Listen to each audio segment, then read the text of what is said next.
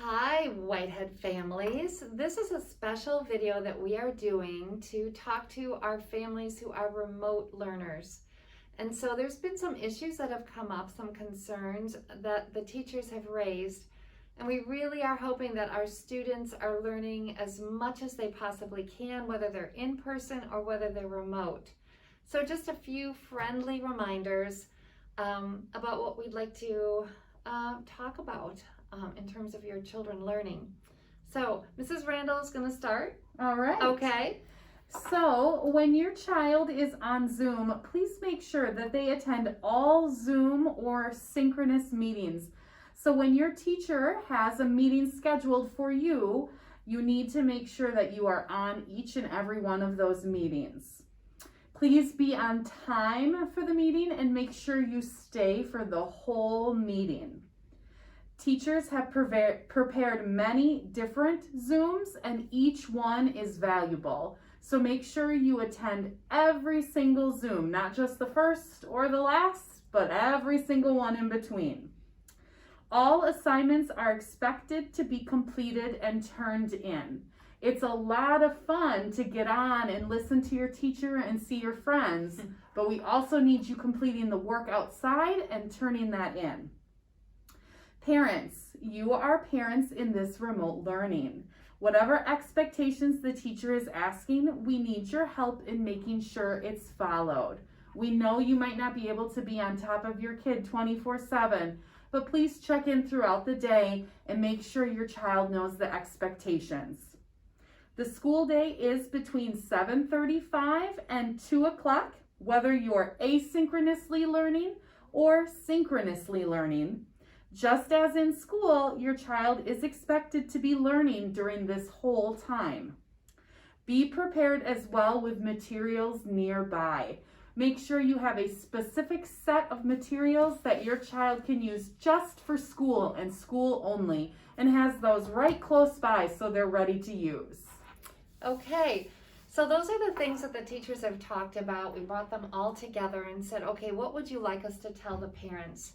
And so the things that Mrs. Randall said, that's coming, getting ready to learn, having your materials, making sure you're there on time.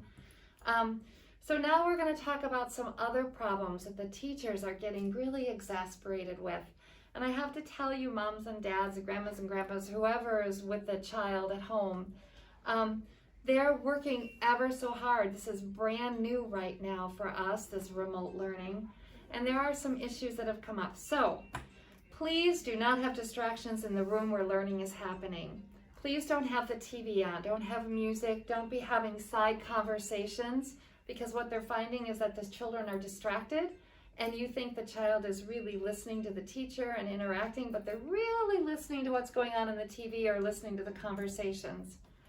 Please be aware of anything that is said in the room we hear on Zoom. We've had instances of adults and our older children, teenagers, swearing or being inappropriate, and it's making the teacher and other families very, very uncomfortable with what their children are being exposed to.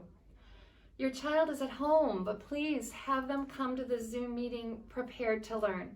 Some Zoom meetings, the children are lying down in bed, they've got their heads on the table, they have pillows, they're eating while they're doing it. Please make sure that you get them ready to learn, just as when you send them to school. Remind them to mute their mic if they're not talking or called on, and pretend that they are in an actual classroom. Your child is in school with the teacher. We really need you to be present in the room. We don't need you to be right next to your child offering to help them finish an assignment. The teachers are finding that some of the assignments that are finished are A+, perfect, and yet they realize that that may not be necessarily true if the child were sitting in the classroom. It is okay for your child to make mistakes. Absolutely okay. We don't want perfect work. We want to see where the errors are so that the teacher then can help assist your child to understand what is wrong. We have many students who are turning their cameras off during the lesson.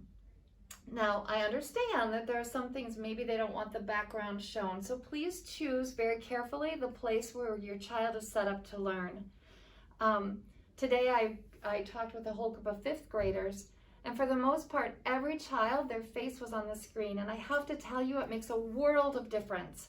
The teacher can see the child, they can see their face, they can see if they're paying attention.